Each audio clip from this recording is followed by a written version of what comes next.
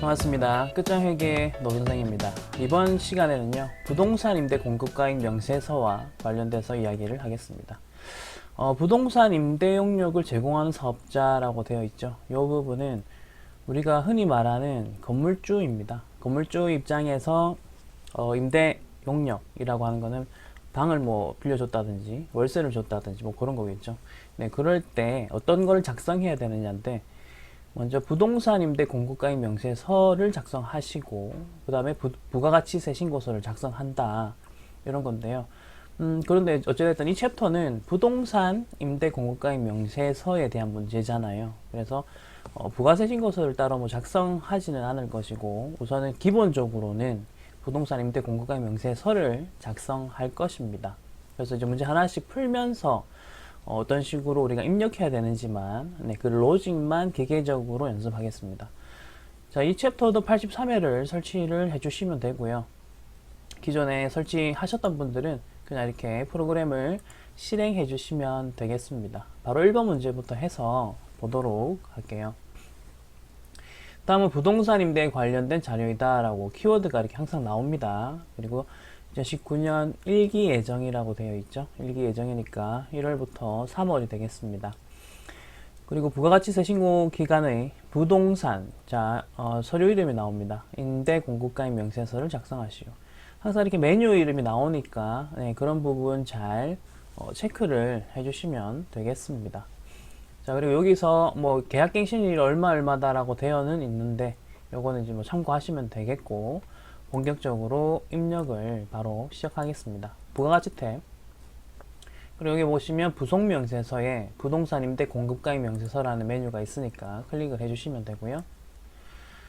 그리고 얘네들은 다시 말씀을 드리지만 뭐 거의 단순 입력입니다. 단순 입력이기 때문에 아까 1월부터 3월이었죠. 1월, 3월이라고 넣었고요. 자, 여기서부터는 거래처 순서대로 그냥 넣어 보시겠습니다. 대원 상사 넣으시고요. 자, 그 다음 동층호는요, 여기 있는 그대로입니다. 11101이잖아요. 그러면 11101. 이렇게 넣으시면 되죠. 요거는 어렵진 않아요. 자, 그리고 계약갱신일이라고 해서 뭐 날짜가 이렇게 나와 있는데, 우선 여기 있는 정보부터 하나씩 넣어 볼게요. 먼저 면적 보이시죠? 면적부터 해서 100이라고 넣었고요. 용도는 여기 상가라고 적혀 있습니다. 그래서 우리는 상가라고 이렇게 놓고, 자, 임대기간이 이제 나옵니다. 그래서 커서가 자동으로 엔터를 치면 이쪽으로 이동을 하는데, 우리 그대로 넣으시면 되죠. 2019 0101 하시고요. 그 다음에 2020 그 다음에 1231 하시면 됩니다. 이게 다예요. 그리고 보증금 보이시죠? 보증금 5천만원이라고 넣고, 그 다음에 월세도 옆에 있습니다. 그래서 200만원 넣었고요. 됐죠? 그리고 관리비는 문제에서 제시를 하면은 관리비 넣으시고요. 따로 없으면 안 넣으셔도 되겠습니다. 그래서 이렇게 입력을 하시면 끝이거든요. 엔터 치시고, 자, 그리고 이어서 두 번째 서원산업 바로 넣을게요. 서원산업 또 코드에 클릭을 하신 다음에 F2번 하시고 서원이라고 검색하시면 됩니다. 이렇게 해서 코드 번호가 꼭 들어가게끔 해주시고, 요거는 1동 2층 201호 이렇게 돼 있죠. 그래 넣으시면 되겠고, 면적부터 갑니다. 면적 90, 용도는 사무실, 적혀있는 대로 그대로. 자, 임대기간이 두 가지가 나와 있죠. 그러면 두 가지를 다 넣어주시면 되겠습니다. 2017에 0201, 그 다음에 2019에 0131. 먼저 첫 번째 기간에 대한 보증금과 월세를 넣는 거예요. 그래서 2천만원, 그리고 월세는 100만원 이렇게 넣으시면 됩니다. 자, 그리고 엔터를 이렇게 치시고요. 자, 밑으로 떨어졌죠? 네, 떨어지면 그 다음 날짜를 넣어주시면 됩니다. 이제 갱신을 했다는 뜻인데, 자동적으로 여기 보시면 마지막 임대기간이 2019년 1월 31일이었죠. 보통 2년을 합니다, 임대를. 그럼 이제 갱신 날짜가 이렇게 다음 날짜겠죠, 당연히. 네, 그렇게 해서 이 갱신 날짜가 이렇게 시작이 되고, 보시다시피. 그리고 옆에다가 엔터 치신 다음에 2021년이라고 이제 넣으시면 돼요. 네, 이렇게 넣으시고, 금액은 뭐 보증금이 4천으로 올랐구나 이렇게 넣으시고, 그리고 월세 100만원 그대로 넣으시면 되겠습니다. 뭐 딱히 어려운 건 없어요. 네, 그래서 엔터를 또 이렇게 치시면 네, 입력이 끝났습니다. 자, 그래서 이거는 일단은 단순 입력으로 충분하다만 아시면 돼요. 우선적으로. 그리고 나머지 뭐 이자율 이런 것들은 다 그때 맞춰서 프로그램이 세팅이 되어 있을 거예요. 그 해에 맞춰서. 그래서 요거를 굳이 외울 필요는 없고요. 특히 뭐 다른 정보를 준다고 하면 그거는 우리가 그 문제를 보면서 그 있는 정보를 가져다 쓰면 되는 겁니다. 별말 없을 때는 방금 하신 것처럼 단순 입력을 하시면 되고, 여기서 한 가지 더 포인트가 있긴 한데 그거는 이번 요 문제에서는 따로 나오지 않았기 때문에 네, 입력만 하고 넘어갈 거고요. 그 포인트, 제가 방금 말씀드렸던 그 포인트가 나오는 문제가 오면 우리한테 이제 풀게 되면 그때 한번 설명을 드릴 테니까, 지금은 1번 문제를 통해서 이런 정보들이 메뉴에 어디에 들어가는가만 아시면 돼요. 이게 첫 번째 포인트입니다. 두 번째 포인트는 문제 풀다 보면 또 나올 거니까요. 자, 그러면은 두 번째 문제 풀어보도록 하겠습니다. 자, 문제 읽어볼게요. 다음 자료는 2019년 1기 확정신고라고 되어 있고, 월이 이렇게 적혀 있을 때는 뭐 이 부분을 체크하시면 되겠고요. 부동산 임대 내역이다. 서류 이름 나옵니다. 부동산 임대 공급가액 명세서를 작성하시오. 메뉴를 보여주는 거죠. 자, 아까 했던 거는 이게 끝나고 나면 저장하고 이제 끄시면 되는 거예요. 요거는 이런 것들은 이제 끄시면 되고, 다시 이제 이 문제를 풀기 위해서 부동산 임대 공급가액 명세서 띄워주시고,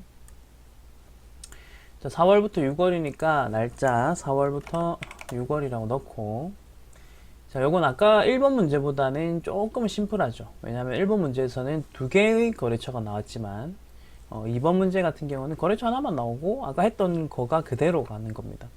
그래서 여러분 요거 지금 멈춰 보시고 여러분이 한번 입력을 해보세요. 어차피 단순 입력이니까요. 잠깐 멈추시고 입력하세요. 자, 같이 입력해 보겠습니다. 현대산업이고요. 그 다음에 지금 동이 따로 없으면 그냥 이렇게 넘어가시면 됩니다. 그리고 1층 101호 이런 식으로 넣으시면 됩니다. 자, 그리고 면적 87 요거부터 87, 그리고 용도는 사무실 사무실 넣으시고요. 임대 기간도 마찬가지 이제 첫 번째 줄부터 넣어 보겠습니다. 2017년 5월 1일부터 2019년 4월 30일까지 금액은 1000만원 보증금. 자, 월세가 150만원. 자, 아까와 다른 점 하나 나왔네요. 뭐냐? 관리비가 있네요. 네, 그냥 넣으시면 되죠. 엔터를 이렇게 치시면 자동으로 계약갱신일 쪽으로 커서가 이렇게 떨어지게 되고, 엔터를 한 번 더 치십시오. 엔터를 한 번 더 치시면 자동적으로 날짜가 이렇게 입력이 되는 거죠. 보이시죠? 그리고 엔터 한 번 더 치시고 2021년 4월 30일이라고 넣으시고, 금액은 2000만원 보증금, 월세는 180에 그 다음에 관리비는 20만원이다 이런 식으로 넣으시면 됩니다. 자, 아까 했던 문제와 다른 점은 제가 이 문제를 또 교재에 넣은 이유는 눈치채셨죠? 관리비 때문이죠. 네. 관리비라는 것도 문제에 나오면 이렇게 넣어야 된다. 그래서 엔터 치시고 네, 커서 이렇게 떨어지면 이제 완벽하게 입력이 다 이렇게 들어간 거고요. 그리고 마지막으로 저장 누르시고 완료됐죠? 끄시면 됩니다. 근데 저장을 혹시나 안 눌리셨더라고 하더라도 이렇게 끄면 저장하시겠습니까? 라고 물어보거든요. 네, 그렇기 때문에 뭐 그렇게 기능이 된다라는 것 정도는 우리가 이해를 합시다. 자, 이제 3번 문제 보도록 하겠습니다. 자, 3번 문제는요, 두 가지 포인트가 있습니다. 그래서 이제 그 부분이 뭔가를 한번 말씀을 좀 드릴게요. 우선 문제 읽어보겠습니다. 다음은 부동산 임대차 계약서를 토대로 2019년 1기 확정신고 시, 날짜는 뭐 체크를 할게요. 1기 확정신고니까 뭐 4월부터 6월일 거고, 부동산 임대 공급가액 명세서를 작성하고, 요거까지는 우리가 했던 건데, 자, 이제 포인트가 나옵니다. 부가가치세 신고서에 반영까지 해라고 하죠. 이 두 가지 작업을 시키는 거죠. 이게 이제 첫 번째 포인트입니다. 첫 번째 포인트. 그리고 단 본 문항에 하나여 수원산업의 주업종을 부동산 임대업으로 가정하며. 자, 이게 이런 가정이 왜 필요하냐면 이 문제 풀기 이전까지는 우리가 사실은 제조업이라고 가정하거든요. 그렇게 해서 회계 뭐 문제 입력을 하고 했었던 거예요. 제조업이고 물건을 판매하고 이런 건데, 이제 요 문제를 풀기 위해서는 우리 회사가 뭐 주업종이 부동산 임대업이어야 한다라는 게 필요해요. 근데 뭐 가정이 필요하니까 이 문제를 만들기 위해서는 가정이 필요하니까 나온 거니까 그냥 오케이 하고 넘어가시면 되고요. 자, 다음 임대료 수익에 대하여 매월 말일자로 전자세금계산서를 발급하였고, 여기서 또 중요한 포인트는 전자세금계산서를 발급했다이고, 요 부분에 대해서는 임대료이거든요. 그러니까 이제 월세에 대해서는 세금계산서를 발급해가지고 줬다는 겁니다. 요거는 근데 사실은 사업하시는 분은 아실 거예요. 건물에 우리가 임차인으로 보통 들어가겠죠. 들어가시면은 월세를 그 건물주한테 주잖아요. 그러면 그냥 주는 게 아니라 세금계산서를 끊어달라고 요구할 수 있거든요. 그래서 그렇게 요구를 해서 내가 월세 낼 때마다 그거에 관한 세금계산서를 받은 거예요. 그렇게 받아야 내가 비용 처리할 수 있잖아요. 부가가치세에서도. 자, 근데 이건 이제 반대 입장으로 내가 건물주라면, 그럼 우리한테 들어온 임차인들이 세금계산서 끊어달라고 하면 월세에 대한 세금계산서 끊어줘야 되겠죠. 네, 그 이야기 하는 겁니다. 그런 거고, 이제 계속 읽어볼게요. 두 번째 포인트가 뭐냐면, 지금까지는 표 하나로 그냥 간단하게 줬었잖아요, 문제가. 근데 이제 실제 부동산 임대차 계약서의 모양을 가지고 왔어요. 여러 문제의 특징은 뭐냐, 내가 필요한 정보를 끄집어내야 됩니다. 체크를 하면서 우리가 입력해야 될 정보들 있죠, 그거를 끄집어내야 됩니다. 그래서 이제 이 문제들이 조금 더 실무적이라고는 할 수 있어요. 예전에는 뭐 전산회계에서 이런 식으로 문제를 안 냈는데, FAT나 TAT 같은 시험에서는요, 아예 이런 식으로 영수증을 다 주거든요. 그러다 보니까 전산회계 세무시험도 이런 식으로 이제 영수증을 직접 보여주기 시작하고 있습니다. 좀 더 실무적이고 뭐 목적 적합하다, 뭐 이렇게 이야기할 수도 있겠죠. 자, 그리고 이제 하나씩 넣어 볼 건데요. 우선은 프로그램을 보시면서 할게요. 부동산 임대 공고가입 명세서를 띄우고, 아까 날짜가 4월부터 6월까지였습니다. 그래서 4월부터 6월이라는 날짜를 우선 넣고요. 이렇게 넣으시고, 불러오지 마세요. 아까 넣었던 게 불러오거든요. 이렇게 하시면 되고, 이제 거래처 이름을 찾을 건데요. 그래서 뭐 거래처 이름을 찾는 방법은 요 문제에 혹시나 있는가 보시고요. 자, 근데 문제를 쭉 읽어보시면 수원산업이라는 이름은 있습니다만, 자, 이게 내 이름이거든요. 어떻게 할 수 있느냐. 프로그램을 띄우시면 위에 보세요. 이렇게 수원산업 주 보이시죠? 이게 내 이름이거든요. 그러니까 내 이름이 수원산업이고 문제에서도 내 이름만 적혀 있네요. 그러면은 이제 내려봅니다.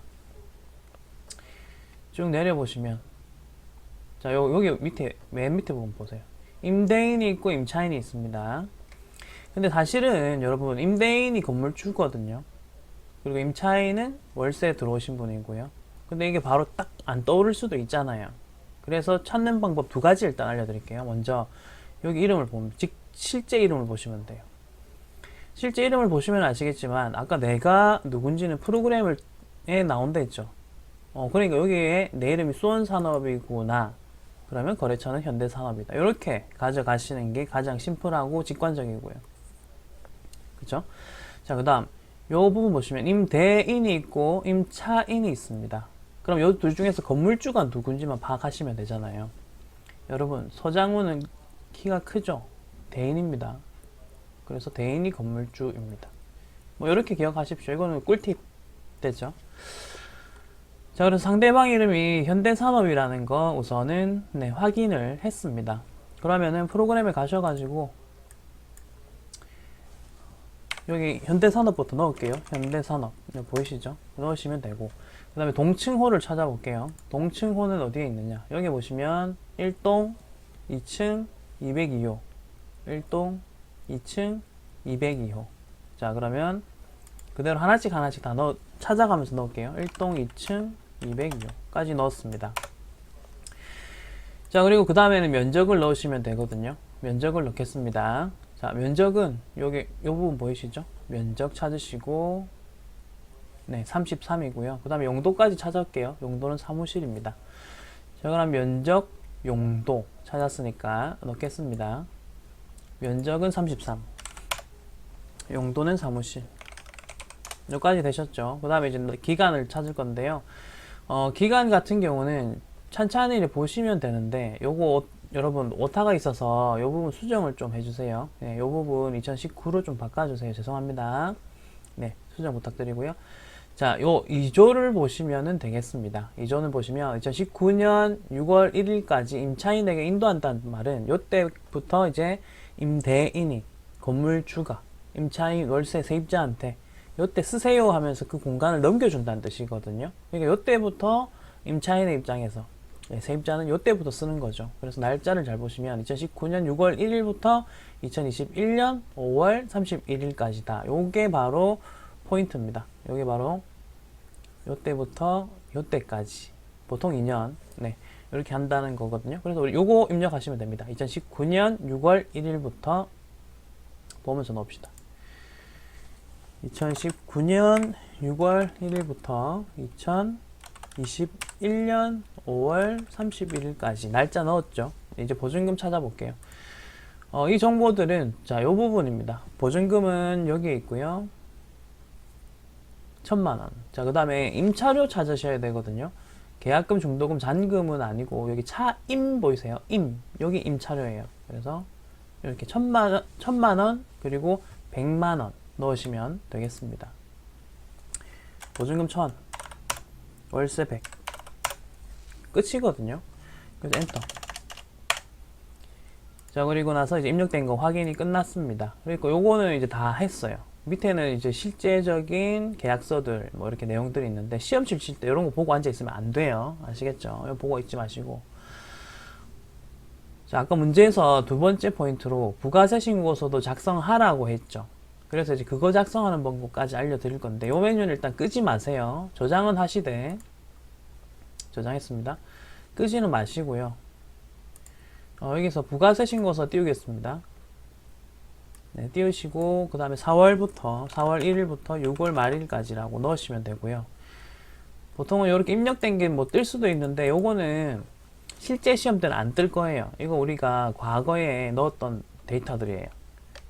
이걸 일단 뭐 지우겠습니다. 우선은 이렇게 지우고 기본적으로는 이런 데 없을 거예요. 내용들이 이런 것도 우리가 예전에 넣었던 거예요. 예전 문제 풀 때. 그래서 자동으로 뜬 건데 우리는 실제로 시험 치실 때는 아무것도 없을 거예요. 이렇게 하시고 자, 여기서 아까 전에 그 부동산 임대차 계약서에서 입력했었던 내용들을 토대로 해서 어느 부분을 가지고 와서 부가세 신고서에 넣을 거냐인데요. 우선 포인트가 첫 번째가 뭐냐면 이 부분입니다. 아까 전자세금계산서를 발급한 부분이 있었잖아요. 월세는 전자세금계산서를 내가 발급해 줬었죠. 이 부분이 이제 포인트거든요. 자, 여러분 나는 지금 이 문제에서는 건물주입니다. 그래서 공간을 빌려주고 돈을 버는 사람이란 뜻이에요. 자, 그렇기 때문에 여기서는 1번 매출에서 세금계산서를 발급해준 이 부분에 월세를 넣으셔야 됩니다. 됐나요? 자, 그러면 요 1번에 들어가야 될 월세 금액이 얼마인지 확인하는 방법은 아까 제가 끄집어냈던 요 메뉴에 들어가신 다음에 여기에서 요 아래쪽에 보셔야 돼요. 월세 등 보이시죠? 요 부분을 보시면 100만원이라고 적혀 있는 거 확인되셨죠? 지금 이제 기계적으로 먼저 알려드리고 약간 논리도 말씀을 드릴게요. 요 100만원을 네, 요 1번에다가 넣으시면 됩니다. 이게 세금계산서를 발급한 임대료 받은 거예요. 여기까지 되셨죠? 근데 이거 100만원인가요? 할 수도 있는데 자, 이제 왜 100만원인지를 한번 잠깐만 설명드리자면 우선은 일단 거래처가 하나밖에 없죠. 그럼 요 현대산업과 있었던 임대료 내용만 보시면 되고 그 다음에 기간 잠깐 보십시오. 보시다시피 6월부터 시작이죠. 자, 지금 우리가 입력하는 거 6월 말까지지 않습니까? 그렇기 때문에 6월 말까지 6월에 시작했는데 6월 말까지면 딱 한 달 분만 이 안에 반영을 시키면 되는 겁니다.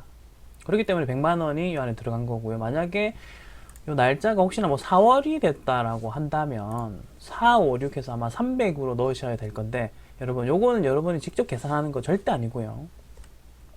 그냥 요 메뉴에서 요 맨 아래쪽 요거만 보십시오. 네, 여기서 그냥 가지고 오시는 게 제일 편해요. 굳이 내가 4월부터 했으니까 석 달이면 300 이렇게 할 필요 전혀 없고요. 그리고 그럼 더 헷갈리는 게 만약에 여기 거래처가 하나 더 있잖아요. 그럼 이 두 개가 합쳐진 거를 반영시켜야 되잖아요. 그죠? 그렇기 때문에 그런 것들은 모두 다 요 아랫줄 요거 보시면 됩니다.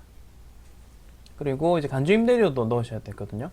자, 월세 같은 경우는 아까 세금계산서를 발급해 준다라는 말을 했었지만 간주임대료는 뭡니까? 내가 보증금 받은 건데 그거 통장에 넣었으면 매달 얼마를 버는 거랑 같으냐 이런 식으로 해가지고 나오는 거라는 개념이잖아요. 자, 그런 개념이기 때문에 이 간주임대료는 사실 뭐 영수증을 끊고 자시고 할 수가 없는 거죠. 그렇기 때문에 이제 부가가치세에서는 간주임대료 계산 시기에 따라 계산한 다음에 당신 요만큼 벌었다고 볼 수 있겠군요.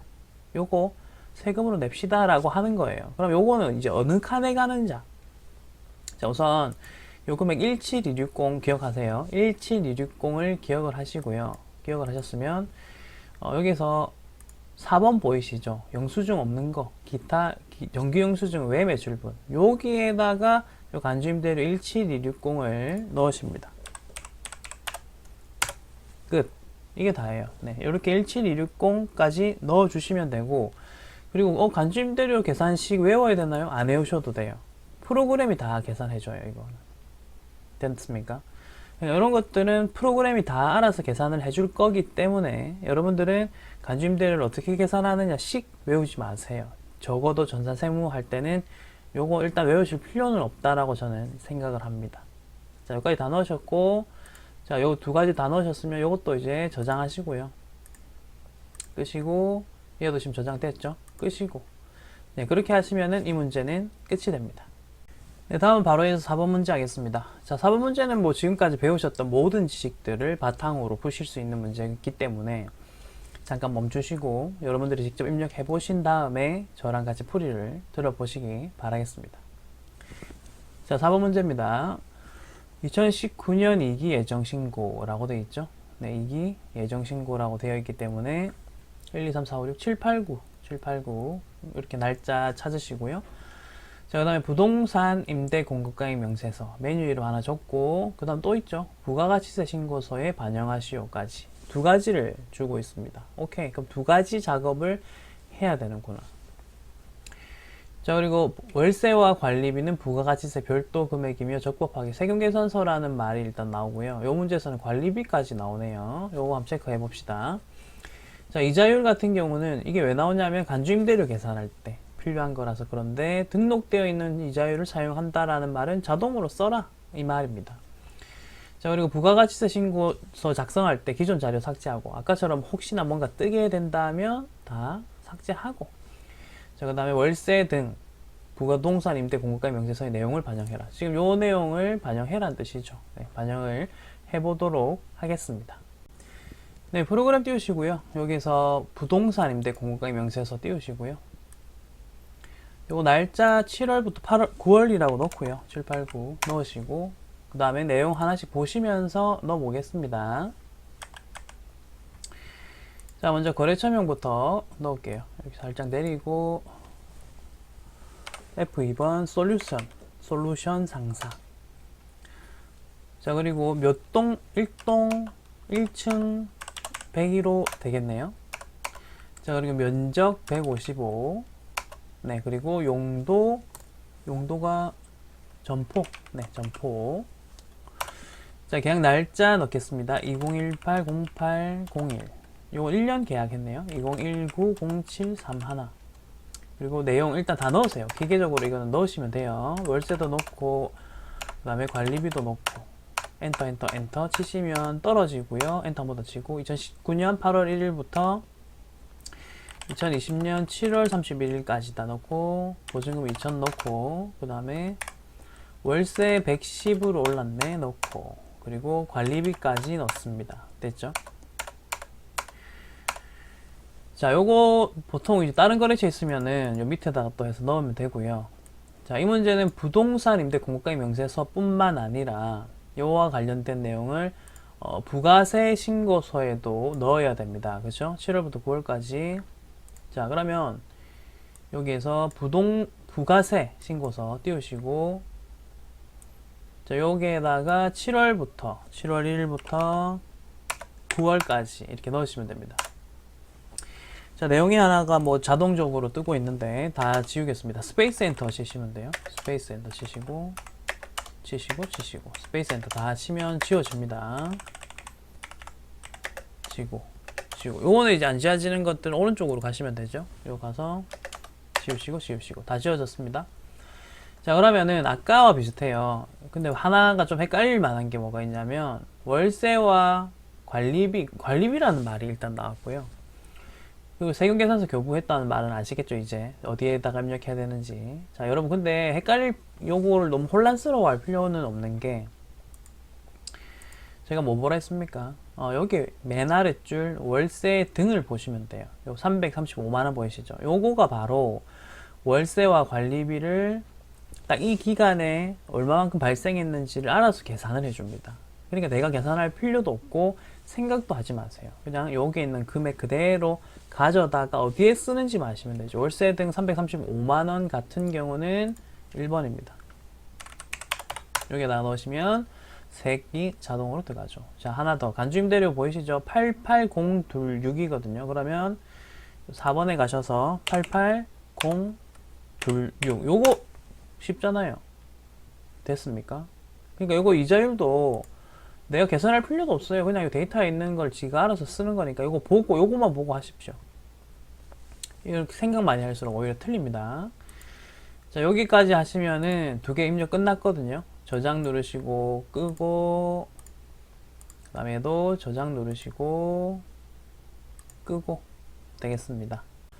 다음은 신용카드 매출전표 등 수령 명세서 갑을입니다. 요거와 관련된 거를 한번 보도록 할 건데요. 우선은 요 메뉴 이름을 잠깐 봐주세요. 수령입니다. 수령. 자, 수령이라는 말이 나왔다는 거는 내가 물건을 팔았을까요? 샀을까요? 영수증 받는 사람이 누구죠? 나는 매입자입니다. 그 부분을 우선 아셔야 되고요. 두 번째, 이제 요 메뉴를 일단 띄워보면서 이야기할게요. 83의 기출 뭐 그대로 데이터 쓰시면 돼요. 여기서 여기 좌측편에 보시면 수령 명세서가 있고 발행 금액 집계표가 있다고요. 그래서 요 두 가지 혼동되시면 안 됩니다. 지금 하는 거는 수령입니다. 수령은 매입자 입장이겠죠. 자, 그럼 반대로 아래쪽에 있는 발행은 뒤에 가서 풀겠지만 요거는 내가 영수증을 준 겁니다. 발행. 그렇기 때문에 요거는 이제 내가 매출자의 입장일 때 이야기라고 보시면 되겠고요. 자, 요거 수령 클릭하시고, 자, 여기도 뭐 날짜 넣고 입력을 하는 건데요. 우리가 주의하실 점은 뭐냐? 자, 책에 보시면 요 내용 보이시죠? 요 부분이 뭐냐면, 자, 여러분 내가 물건을 샀어요. 그리고 신용카드를 끌은 거예요. 그러면 신용카드 영수증을 받았겠죠. 자, 부가가치세는 뭐라? 영수증 잘 받아오면 보통 공제를 해준다고 했어요. 됐죠? 자, 근데 우리가 공제가 안 되는 것도 있습니다. 그래서 요거는 이제 시험 목적으로 암기를 좀 해주셔야 됩니다. 시험 목적으로 암기를 좀 해주셔야 되거든요. 우리가 이거랑 비슷한 거를 언제 한번 해봤었냐 하면, 매입세액이 공제되지 않는다. 어디서 많이 들어봤죠? 불공할 때 했었잖아요. 근데 불공할 때 제가 팁 뭐였습니까? 세금계산서 그리고 불공사유 이런 식으로 했었죠. 자, 그때는 세금계산서의 경우를 이야기했었던 거고요. 지금 같은 경우는 신용카드 등이라고 되어 있죠. 이거는 신용카드나 현금영수증 두 가지를 일단 이야기하는 거고, 얘네들 같은 경우는 이제 여기 입력을 못하는 경우가 뭐가 있는가 했을 때, 우리가 처음 배웠었던 세금계산서에서 했었던 불공사유도 물론 있습니다. 됐죠? 자, 그런데 그 이외에 1, 2, 4번도 체크를 좀 해주셔야 됩니다. 먼저 간이가세자한테 내가 신용카드 끌었다. 그럼 그건 공제가 되지 않습니다. 그리고 업종도 보시면 미용, 이발, 운수업 이런 것들도 여기서도 신용카드를 끌었다라고 해서 그걸 가지고 와서 내가 요거 공제해 주세요 라고 한다고 해도 안 됩니다. 이것도 안 되고. 자, 그 다음에 세금계산서, 카드명세서 이거 동시에 발급하는 경우가 있겠죠. 그러면은 세금계산서만 공제해 줍니다. 우선 요렇게 요건 좀 암기를 해 주시기 바라겠고요. 기본적으로 암기해 주세요. 그리고 업종 보시면 전세버스는 또 제외된다. 이것도 이제 문제로 나온 적이 있어서 뭐 이렇게 넣은 거고, 자, 이게 이제 뭐랑 또 비슷하냐면 나중에 이론에서 보면 세금계산서를 발급 면제받을 수 있는 업종들이 있습니다. 그런 업종들과 관련해서 좀 비슷한 거거든요. 네. 그렇게 해서 이거는 좀 기억 암기를 해주세요. 암기해 주시고 얘네들은 내가 신용카드를 끌었다고 해서 매입세 공제 혜택을 주지 않더라 입니다. 그리고 또 약간 이론적으로 한번 제가 설명을 드려보자면 이런 것들 보십시오. 이게 우리가 공제해주는 게 부가세에서 말하는 거예요. 부가세에서 공제해주는 게 뭐냐면 내가 물건을 팔기 위해서 매입이라는 거를 보통은 하잖아요. 그렇죠? 우리 사업을 위해서. 그러니까 사업을 위해서 쓴 돈이냐 아니냐 약간 이런 관점으로 접근을 해보셔도 돼요. 2번 같은 경우는 그래요. 그래서 뭐 내가 사업을 잘하기 위해서 이발했습니다. 이렇게 하면 안 되잖아요. 운수업도 약간 사업을 위해서 뭐 물론 이런 것들 이용하지만 얘네들은 좀 비싼 것들이거든요. 그래서 이건 면세도 안 돼요. 하여튼 이런 것들은 인정 안 되고 전세버스는 사업을 위해서 우리 직원들을 태워서 뭐 갔다 약간 이런 개념으로 이해를 하시면 되겠고 그리고 간이관세자 같은 경우는 아예 세금의 그 세율 체계가 좀 달라요. 그래서 요 사람들한테 가서 내가 카드 끌었다라고 해서 10% 공제를 그대로 받을 수가 없습니다. 그래서 요 정도로 일단 이해를 해주시고 이제 문제 풀어볼게요. 83에 깔아주시고요. 1번 문제부터 해서 바로 해보도록 하겠습니다. 1번 문제입니다. 부가가치세 신고와 관련하여 다음의 자료를 보고 이기예정이라는 말이 적혀 있죠. 자, 이기예정. 이기예정이면 1, 2, 3, 4, 5, 6, 7, 8, 9입니다. 7, 8, 9. 자, 신용카드 매출 전표 등 수령 명세서 메뉴 이름이 항상 나와요. 그래서 입력을 하면서 해볼게요. 자, 여기서 7월부터 9월이라고 넣었습니다. 자, 밑에 넣는 건데 요거 여러분 입력하는 거는 진짜 쉬워요. 그래서 요 내용이 지금 3개 있죠. 여기에서 OX만 잘 치시면 돼요. 그래서 O 된 것만 넣으시면 되는 거죠. 공제되는 것만. 그리고 X 된 건 안 넣으면 되거든요. 그래서 우선은 제가 한 3번까지는 입력하는 것까지 일단 다 보여드릴게요. 근데 이제 그 뒤에 있는 문제는 OX만 치고 바로 그냥 넘어갈게요. 여러분들은 한번 입력해 보시기 바랍니다. 자, 그러면 자, 하나씩 보면서 이야기를 해보겠습니다. 자, 먼저 처음에 있는 내용이 사업용 신용카드에 대한 정보가 있죠. 이런 식으로 사용하였고 그 다음에 뭐 이런 식으로 다 입력을 해라 라고 했고 매입 매출 전표 입력은 생략할 것. 실무에서는 이제 이런 걸 다 넣거든요. 근데 이제 시험 목적이고 채점을 또 해야 되잖아요. 그래서 이제 이런 것들 생략을 시킵니다. 자, 7월 30일부터 하나씩 볼 건데요. 우선 7월 30일 요 택시 보이세요? 이건 안 됩니다. 그리고 사무실 탕비실은 뭐 이상 없이 되고요. 그 다음에 프린트 토너 구입 요것도 별 이상 없이 되는 거죠. 지금 안 되는 사유 택시 비용 나왔죠? 요거는 위에 보시면 업종이 운수업이잖아요. 택시 같은 거. 그래서 안 되는 겁니다. 그리고 이제 운수업이라니까 혹시나 뭐 버스는 뭐 일반 버스도 뭐 어떻게 해야 될까요? 이렇게 이야기하실 수도 있는데 여러분 생각해 보세요. 여러분 버스 타실 때 신용카드로 끌진 않잖아요. 그죠? 그리고 기사님한테 현금 영수증 달라는 말도 안 하잖아요. 그러니까 애초에 요런 걸 논의할 일이 생기지가 않아요.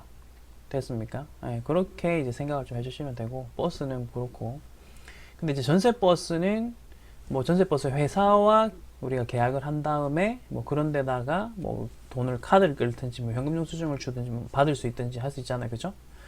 그래서 이제 제외다 이런 식으로 말이 나오는 거고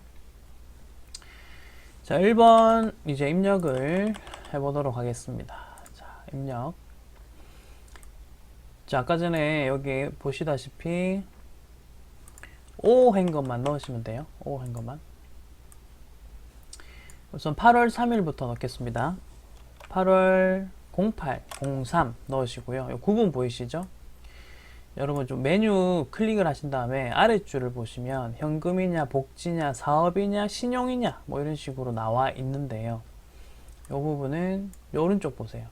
사업용 신용카드라고 적혀 있죠. 네, 그래서 저 내용을 토대로 하셔가지고 사업이면 3번이라고 되어 있네요. 3번. 신용카드 아닌가요? 신용 아닙니까? 할 수도 있는데 신용이라고 하시면 안 돼요. 사업용 신용카드는 3번이고요. 그 밖의 신용카드 요 위에 보세요. 그 밖의 신용카드일 경우에는 신용으로 넣으시면 돼요. 그래서 지금 이 문제에서는 사업이라고 넣으셔야 되겠습니다. 자, 그리고 공급자는 F2번 누르시고요. 저기 G2 상사 되겠죠? 그럼 G2 상사라고 넣으시면 되겠고. 자, 그 다음에 요 카드 회원번호를 넣어야 돼요. 왜냐면 위에 보시다시피 사업용 신용카드는 서울카드 해가지고 요 번호 보이시죠? 그래서 요 번호를 이렇게 넣어주셔야 되겠습니다. 중간에 하이픈을 제가 직접 다 넣었어요. 예, 요거는 직접 넣어야 되는구나 라고 이해해 주시고. 자, 그리고 공급가액은 227273이네요. 그러면 그대로 3 이렇게 넣으시면 네, 227273 넣으니까 세기 227227 이런 식으로 들어갔네요. 이거 각각 이렇게 넣어야 됩니다. 그러니까 공급가액을 그대로 넣으시면 됩니다. 여기다가 네, 넣으니까 이런 식으로 됐네요. 그래서 22723 22727까지 넣었고요. 자, 그 다음 부분 볼게요. 9월 5일 거 입력해 보겠습니다. 자, 날짜 9월 5일. 그 다음에 얘는 현금 영수증 받았어요. 자, 그러면 1번 현금 보이시죠? 1번이라고 넣으시면 돼요. 요거 또 주의하실 점이 뭐냐면 그냥 현금 거래 있죠, 여러분. 그거는 여기 입력할 수가 없습니다. 지금 매입 공제 받는 거잖아요, 요것들. 그게 공제 받으려고 넣는 거거든요. 영수증 안 받고 그냥 현금 준 거는 여기다가 못 넣어요. 이거 보시다시피 현금 영수증, 그 다음에 화물운전자 복지카드, 사업용 신용카드 이런 것만 된다고요. 현금 영수증이라고 적혀 있으니까 되는 거라고요. 만약에 그냥 현금만 적혀 있으면 넣으면 안 돼요. 못 받아요. 매입 공제를. 자, 계속 할게요. 바른 유통. 요거는 카드 회원번호를 넣을 필요가 없습니다. 현금 영수증이라서 바로 공급가액 80만원 이런 식으로 넣으시면 되고요. 얘도 저장 누르시고 네, 완료되었습니다가 되겠습니다. 끝이고요. 자, 바로 이번 문제를 풀어보도록 하겠습니다. 같은 방식입니다. OX만 잘 치시면 되고요. 일기, 그 다음에 예정이라 되어 있고 날짜가 이렇게 나오네요. 7월부터 8월이라고 합니다. 자, 그리고 들어가야 되는 메뉴가 나오네요. 신용카드, 매출전표 등 수령 명세서 갑이라고 되어 있고 수령 보이시죠? 요거 잘 체크하시면 돼요. 자, 그리고 당사는 신한, 법인 사업용 카드를 사용하고 있으며 사업용 카드가 신한카드라고 하고 있고 현금 지출의 경우는 현금 영수증을 수령한다. 자, 여기서는 이제 현금 영수증 잘 수령한다 되어 있고 쭉 읽어보시면 매일 매출전표는 생략한다까지 문제를 읽어보시면 별다른 내용은 없습니다. 날짜만 잘 체크하십시오. 7월부터 9월이구나 라고 확인하시고 메뉴 띄우겠습니다. 7월부터 9월 확인하겠습니다. 자, 아까 전에 넣었던 게 저장되어 있을 거거든요. 아니요 할게요. 요것도 이제 새로운 문제는 새롭게 푸는 거니까. 자, OX 한번 쳐보도록 하겠습니다. 자, 7월 15일부터 갑니다. 원재료 구입, 그 다음에 법인카드, 그리고 세금계산서 수치. 자, 요 문제의 포인트 보세요. 카드도 나오고 세금계산서도 나오죠. 여러분, 지금 이 메뉴는요, 현금 영수증, 복지카드, 사업용 신용카드처럼 신용카드랑 현금 영수증만 넣을 수 있는 메뉴잖아요. 그죠? 근데 요 7월 15일 같은 경우는 두 가지를 발급했다면 아까 전에 어떻게 한댔냐면 세금계산서로 처리를 해야 되죠. 그 말은 지금 이 메뉴에서는 넣을 게 없다는 뜻이에요. 그 부분을 캐치하셔야 됩니다. 그래서 7월 15일은 넣지 않습니다. 왜냐? 두 가지 동시에 받았으니까 세금계산서로 처리하시오 이고 지금 요 메뉴에는 신용카드 수령 명세서 여기에는 넣을 수가 없는 거다 입니다. 자, 그 다음 8월 10일 사무실 복합기 토너 구입 이상 없어요. 영수증도 이상 없고 그 다음에 옴니버스 입장권 구입인데 요 접대 목적 보이세요? 이거 불공사유거든요. 불공사유도 아까 안 된다 했습니다. 그래서 안 되고 KTX 보이시죠? 이것도 안 됩니다. 자, 그러면은 지금 넣을 수 있는 거는 8월 10일 요거 하나밖에 없습니다. 7월부터 9월까지죠. 네. 자, 그러면은 7월부터 9월에서 날짜 8월 10일이라고 넣고요. 요거밖에 안 돼요. 그리고 옆에 현금 영수증이라고 돼 있네요. 현금이라고 하시고 거래처는 나라입니다. 나라로부터 현금 영수증을 받았다. 이거 카드 회원번호 없습니다.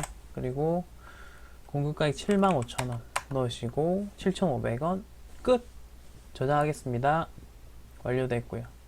끄시면 되겠습니다. 이거 OX만 잘 하시면 돼요. 입력은 쉽잖아요. 그죠? 자, 3번까지 일단 입력해 드릴 거고 4번부터는 제가 OX만 해드리겠습니다. 자, 3번 보겠습니다. 일기 확정이고 날짜 뭐 잘 나와 있네요. 4월부터 6월까지로 넣겠습니다. 신용카드 수령 명세서라고 되어 있죠. 메뉴 이름 나왔고요.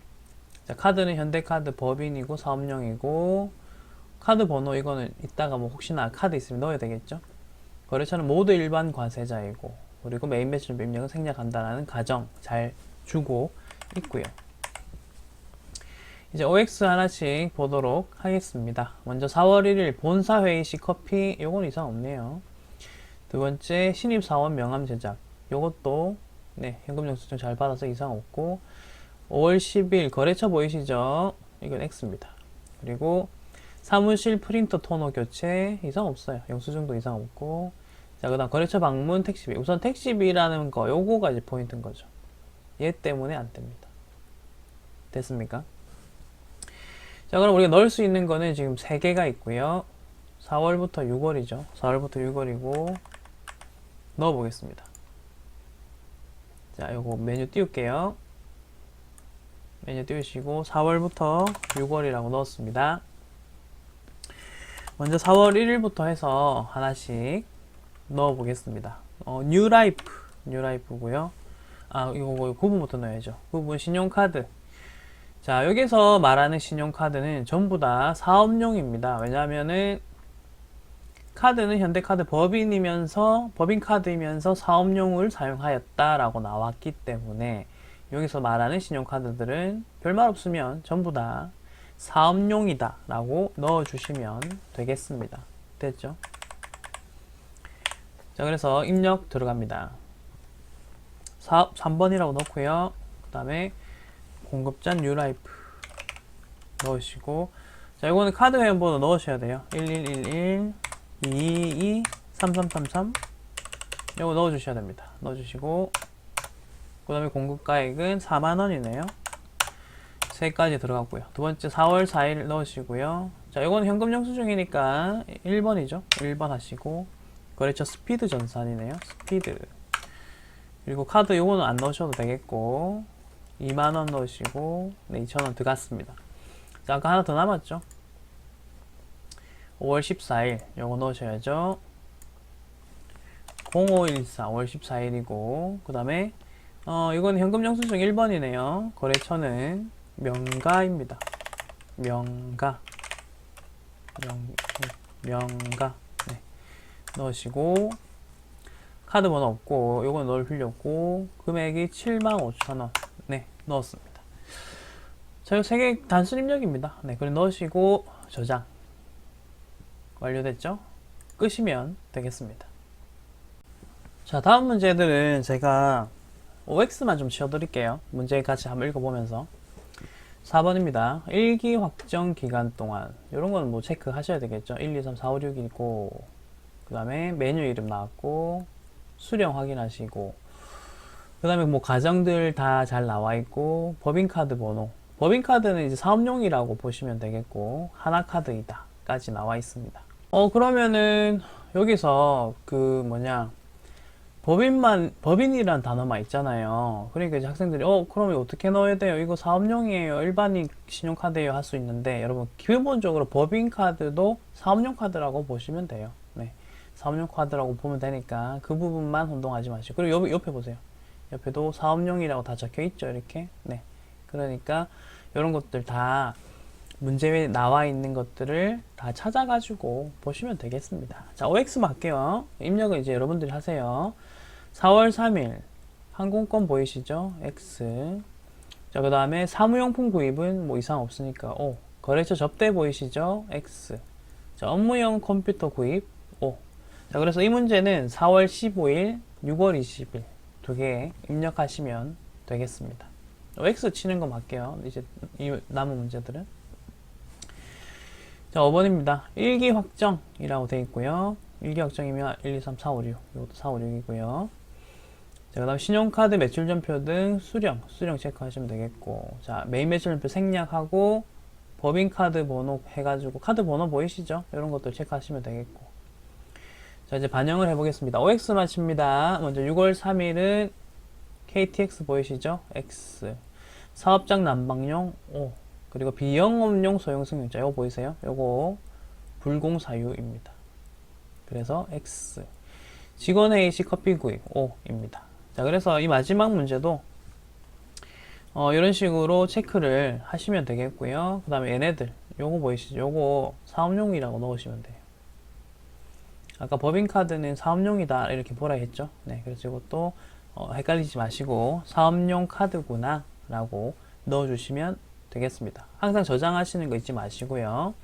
자, 여러분 이제 얼마 안 남았어요. 이번 회차에서 제가 요거 부가세 관련된 실무 문제 3번 다 끝낼 거예요. 자, 이제 그 다음 부분 신용카드 매출전표 등 발행금액 집계표입니다. 그래서 발행이란 말이 일단 키워드가 될 것이고, 요거는 이제 공급 대가를 입력하네 라는 게 주의사항인데 뭐 입력해 보시면서 이야기해 볼게요. 우선 키워드는요, 신용카드 현금 영수증을 발행했다 라고 되어 있잖아요. 나는 누구냐? 판매자죠. 판매자. 매출이 생기는 사람이란 뜻입니다. 그 부분만 일단 체크를 하시면 되겠고, 자, 그리고 1번 문제 보시면 2기 예정이죠. 1, 2, 3, 4, 5, 6, 7, 8, 9이고요. 7, 8, 9. 그리고 메뉴 이름 나오고 발행 동그라미 치시면 되겠죠. 아까와 다른 점은 방금까지 한 문제들은 수령이었다면 지금 보시는 문제는 발행입니다. 문제 개수를 보시면 아시겠지만 수령이 좀 더 많이 나왔어요. 그게 이제 공제가 되냐 안 되냐 이런 문제가 있기 때문에. 자, 그럼 바로 이거 메뉴 띄워가지고 하나씩 보도록 하겠습니다. 자, 여기서 발행은 바로 아래쪽에 있었죠. 네, 아래쪽에 있는 거. 이 메뉴를 보시면서 입력을 해봅시다. 자, 우선 날짜 넣겠습니다. 7월부터 9월 넣으시고, 자, 요거는 좀 주의하실 점이 있거든요. 이름 잘 보세요. 다시 보세요. 신용카드 매출전표 등 발행금액 집계표라고 되어 있죠. 그래서 요 안에는 어떤 내용들이 주인공이냐 하면 신용카드 현금영수증 얘네들과 관련된 것만 넣어야 돼요. 주인공이.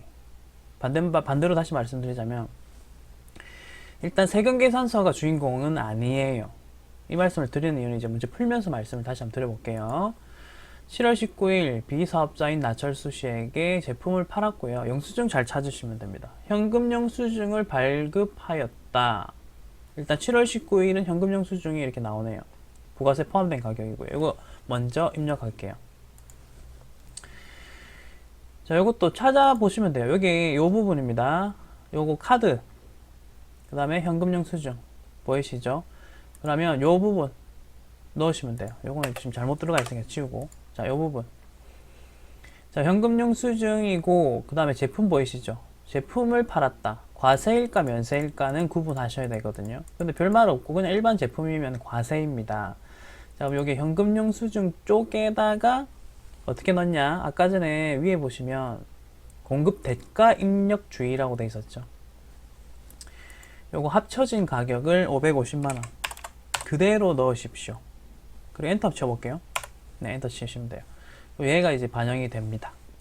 총 요만큼의 내가 물건을 팔았다라는 뜻입니다. 요거까지 7월 19일은 별 문제 없어요. 이제 8월 6일 갈게요. 8월 6일 보시면 저소에게 제품 990만원 부가세 포함을 판매를 했고, 우선 여기도 보시면 아시겠지만 면세는 아니죠. 제품이니까요. 그래서 면세는 고민할 필요는 없을 것 같아요. 자, 그 다음 나오는 중요한 단어가 전자세금계산서를 발급하였으며 끊고, 대금 중에서 500만원은 현금으로, 그리고 490만원은 국민카드로 이렇게 우선 여러분 여기서 요 부분은 포인트가 좀 많아가지고 여러분들 지금 신경 쓸 게 좀 많아요. 잘 들으셔야 돼요. 자, 우선 현금은 현금 영수증이랑은 달라요. 우선 이 부분 캐치해 주세요. 현금과 현금 영수증은 달라요. 그리고 지금 우리가 하고 있는 메뉴는 영수증, 현금 영수증과 신용카드 명세서 얘네들이 주인공이고요. 그래서 얘는 일단 주인공은 아니라는 거를 인지해 주세요. 그 다음 490만원은 신용카드로 받았다. 자, 지금 여기 어떤 말 하냐 밑에 한번 잠깐만 적을게요. TI는 여러분 세금계산서입니다. 자, 이렇게 세금계산서를 발급을 했어요. 물건 팔고요. 근데 총 990만 원인데 요만큼의 세금계산서를 발급을 해줬는데 이제 내가 돈을 어떻게 받았는가 봤더니 돈을 현금으로도 받고 그 다음에 카드로도 받은 거예요. 카드로도 받은 거죠. 자, 각각의 금액을 보니까 500만 원을 현금으로 받은 거고 490을 카드로 받았네요. 자, 그런데 아셔야 될 거, 현금만 받은 거, 요거는요, 영수증은 없어요. 현금 영수증이 발생되는 부분은 아니고요. 그 다음 카드는 어쨌든 카드 명세서라는 게 발급이 됐을 겁니다. 그러면 지금 요 부분은 세금 계산서도 발급이 됐고 카드 명세서도 발급이 된 거죠. 지금 중복 발매가 발급이 된 거죠. 자, 그럼 어떻게 한다고 했습니까? 아까 전에 그 이전 문제에서 네, 뭐 인정해주는 거는 TI로 인정해준다입니다. 카드 명세서 인정 안 해줘요. 자, 그런데 이 메뉴 보시면 자, 이 메뉴를 보시면 요 밑에 보세요. 세금계산서 발급액, 계산서 발급액 적으라고 돼 있죠. 그러니까 이게 이제 문제인 거예요. 자, 무슨 말이냐면 카드 인정 안 해준다고 해서 내가 물건 팔고 나서 이 두 가지를 다 발급을 해준 거거든요. 근데 카드 인정이 안 된다고 해서 내가 이 카드 인정 안 되는 것만큼을 요 메뉴에서 뺄게요 하면 안 돼요. 일단은 적으셔야 돼요. 그리고 동시에 그 금액 중에서 세금계산서 발급된 금액도 있어요. 이렇게 밑에다가 추가로 적어 주셔야 되거든요. 자, 그럼 결론 다시 지울게요. 빨간 색깔로 해가지고 자, 카드 다시 갑니다. 이 부분 490만 원 있죠. 얘가 카드 발급이 된 거죠. 그러니까 이 490만 원은 카드로 결제 받았다 이기 때문에 우선 요게 카드 과세 쪽에 490이 우선은 들어가야 되고요. 됐죠? 그리고 요 부분은 동시에 세금계산서도 지금 발급된 부분이죠. 그래서 여기 가셔서 490만 원이라고 넣어주시면 됩니다. 이런 식으로. 아직 9월 27일 안 했어요, 지금. 이런 식으로 넣어주시면 됩니다. 만약에 면세 물품을 내가 팔았다라고 하면 계산서는 여기 들어가겠지만, 지금은 어쨌든 세금 계산서니까, 그러면 요 500은 어떻게 해야 돼요? 라고 생각하실 수 있겠죠. 자, 이 500 자세히 뜯어보세요. 자, 이 500은 우선 영수증은 세금 계산서를 해줬고, 그리고 현금으로 받았습니다. 그러니까 이 메뉴 아까 제가 말씀드렸던 거 있죠. 이 메뉴의 주인공은 누구다? 신용카드 영수증 혹은 현금 영수증이어야 됩니다. 그러니까 이 500만 원은 이 메뉴에서는 나올 필요가 없는 것이죠. 관련이 없잖아요. 신용카드 명세서도 아니고 현금 영수증도 아니기 때문이죠. 그래서 이 500만 원은 요 안에는 넣지 않는다는 겁니다. 그래서 이 490만 원만 얘의 뜻은 그거예요. 이거 카드로 발급 내가 카드 영수증 줬는데 이만큼 그리고 그 사람한테 세금 영수증도 준 거야 라고 하면서 카드 영수증 부분은 여기 넣고 세금 영수증 부분은 여기 넣었어요. 그럼 이제 전산이 알아서 처리를 해주겠죠. 이 두 개 동시 공제는 안 되겠고 하나만 공제하겠다 이런 식으로요. 그것만 캐치하시면 돼요. 자, 이제 9월 27일 보십시오. 요것도 보시면 뭐 제품을 팔았다라고 되어 있고요. 이건 정상적인 뭐 일반 거래입니다. 제품 부가세 포함 880 카드 보이시죠? 그래서 이 880을 이제 어디에 넣냐면 요 부분입니다. 요 과세 매출분의 신용카드 요 부분에 880만 원을 엎어야 됩니다. 여러분 그러면 계산해 보시면 돼요. 요 490이 이미 들어가 있고 880을 엎으면 총 금액은 얼마가 되느냐? 13700.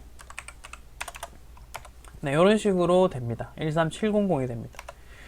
자, 이렇게 하시면은 요거 입력은 끝이 납니다. 그리고 마찬가지로 저장하시고 완료됐고요. 끄시면 되겠습니다. 자, 방금 말씀드렸던 포인트 있죠? 그거 잘 생각을 하시면서 해주시기 바랍니다. 네, 이제 부가세 실무 마지막 부분입니다. 재활용 패자원 세액공제신고서 관련된 건데 요거 개정된 게 있어서 확인을 좀 부탁드릴게요. 이 부분 좀 체크해 주시고요. 개정된 부분은 블로그에 그 자료 있죠? 그거 업데이트 시켜서 올렸습니다. 이 부분 고쳐주시면 되고요. 내용을 한번 읽어보면 재활용 자원, 그리고 중고자동차를 수집하는 사업자가, 내가 그렇다는 뜻이에요. 내가 이렇게 수집하는 사업자가 세금계산서를 발급할 수 없는 자, 뭐 간이과세자, 면세사업자, 비사업자, 이거는 뭐 예를 들면 중고자동차만 생각해 보셔도 내가 중고자동차 업체거든요. 근데 보통 개인한테 사오잖아요, 이렇게. 그럼 그 개인한테 그 중고차를 사오면서 그 사람한테 세금계산서 끌어달라 할 수 없거든요. 왜냐하면 그분은 개인은 사업자가 아니잖아요. 그런 경우를 이야기하는 거예요. 자, 그런 경우는 그러한 사람들로부터 재활용 폐자원, 중고자동차 등을 취득을 한다면, 그리고 이거를 다시 제조, 가공하거나 이를 공급하거나 하면 이제 매입세 공제는 받아야 될 거 아닙니까? 그죠? 네, 그래서 공제할 수 있다라고 돼 있고, 재활용 폐자원 수집업자는 103분의 3, 그리고 중고매매업차 같은 경우는 뭐 110분의 10 이런 식으로 돼 있고, 둘 다 기간이 네, 이런 식으로 돼 있거든요. 그래서 어쨌든 올해에 여러분 2020년에 시험을 치신다면 이 두 가지가 다 되니까 이 부분에 대한 거를 뭐 입력을 하시면 되는 겁니다. 그래서 바로 1번 문제 풀어볼 거고 83의 기출을 가지고 하도록 하겠습니다. 자, 1번이 스탠다드한 문제고요. 2번은 조금 꼬아서 낸 문제인데 어쨌든 1번이 스탠다드하다라는 생각을 하시면서 같이 입력을 해보도록 하겠습니다. 문제 읽어볼게요. 당사는 폐자원을 수집하는 사업자인데, 폐자원이라는 말이 일단 나오네요. 재활용 폐자원. 다음 자료에 의해서 이기 확정이죠. 이기 확정이면 10월부터 12월까지입니다. 그리고 메뉴 이름 나옵니다. 재활용 폐자원 세액 공제 신고서를 작성하시오 라고 되어 있고, 단 공제할 세액까지 뭐 정확한 금액을 입력해라 라고 되어 있는데 하나씩 입력을 해보겠습니다. 메뉴를 보시겠습니다. 프로그램이고요. 여기서 재활용 폐자원 이쪽에 보이시죠? 띄었고요. 날짜 넣어 볼게요. 날짜는 10월부터 그 다음에 12월까지입니다. 자, 여기 보이시고 기본적인 여러분 입력은 단순 입력이에요. 그래서 현대산업부터 해서 하나씩 넣으시면 돼요. F2번 누르시고 현대산업이라고 넣고, 자, 그 다음에 구분 보시면 여기에 증빙 보이시죠? 영수증이라고 되어 있거든요. 1번 넣으시고, 자, 품명은 적혀 있는 대로 그대로 가십니다. 고철 수량 200 그대로 넣으시면 돼요. 차량 차대는 없어요. 왜냐면 이거 지금 중고차는 아니니까요. 중고차는 아니고. 자, 그 다음에 취득금액 보이실 겁니다. 취득금액은 465라고 되어 있을 거예요. 그래서 4650 금액 그대로 넣으시면 돼요.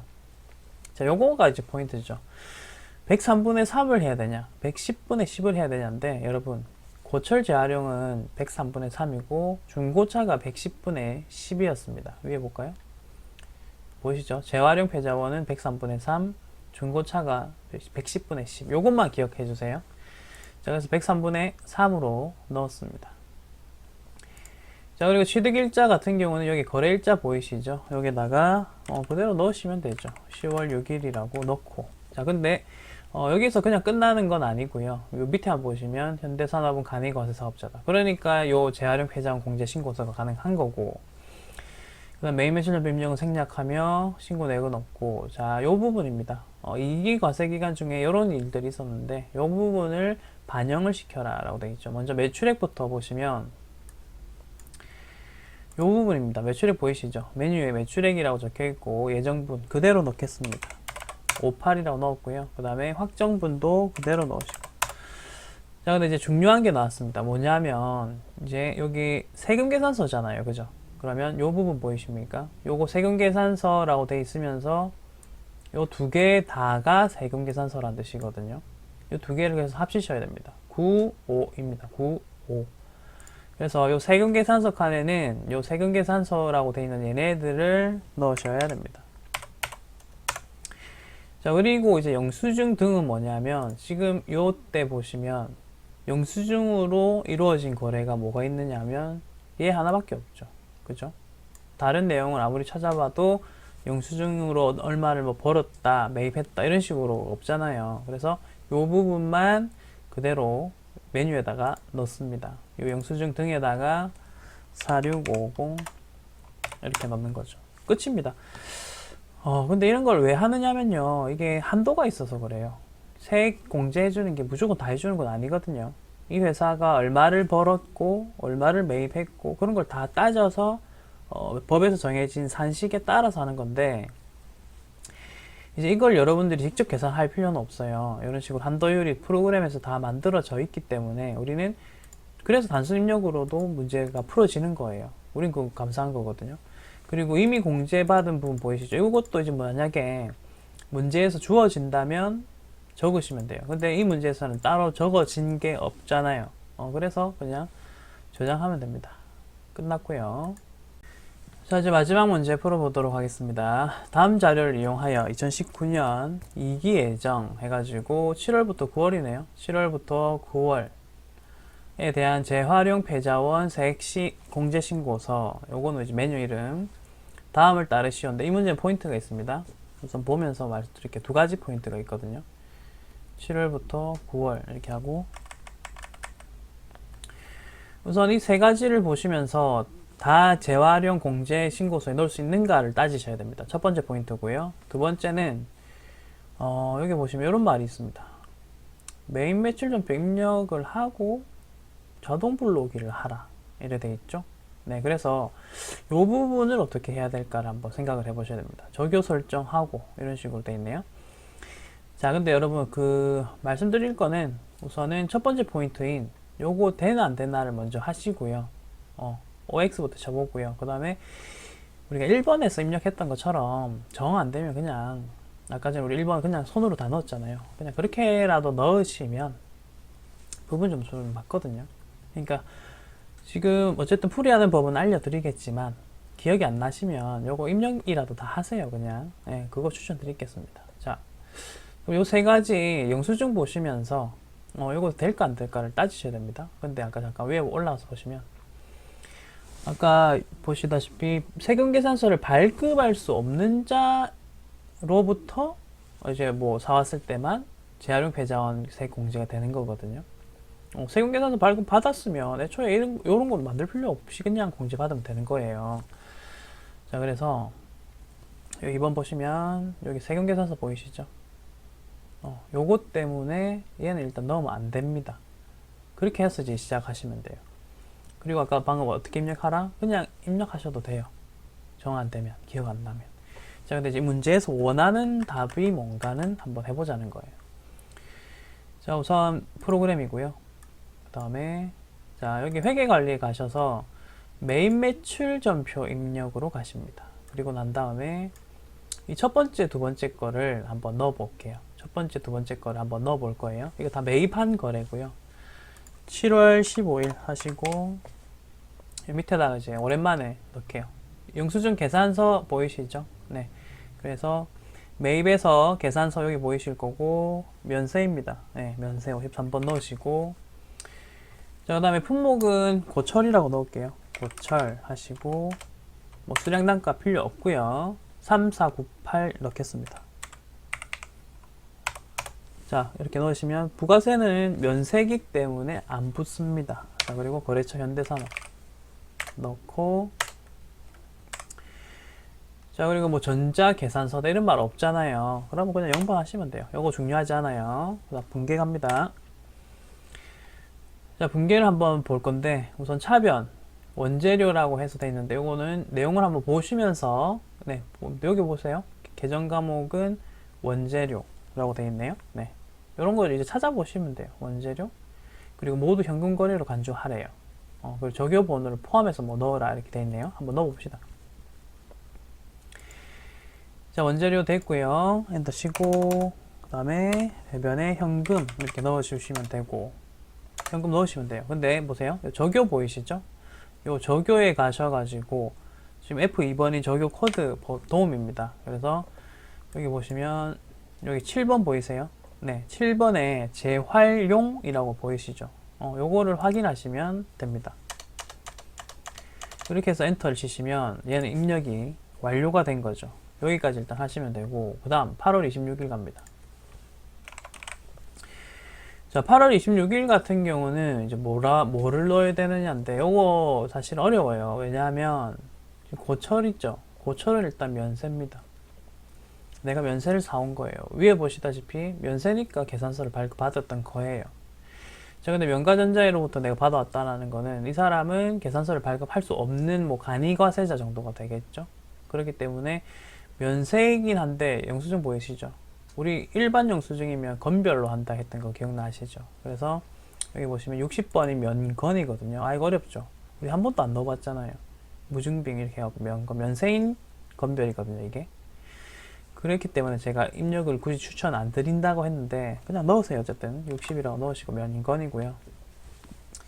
그리고 고철, 그리고 금액은 795 이렇게 넣으시고, 거래처는 명가전자 넣으시고, 그 다음에 분계하시고, 차변 원재료 됐고, 대변 현금 하시면 되고. 자, 그리고 고철 조교 번호 아까 전에 7번이었죠. 네, 7번 확인하시면 매일매출 전표 입력이 끝납니다. 네, 엔터 치시고, 네, 다 넣었죠.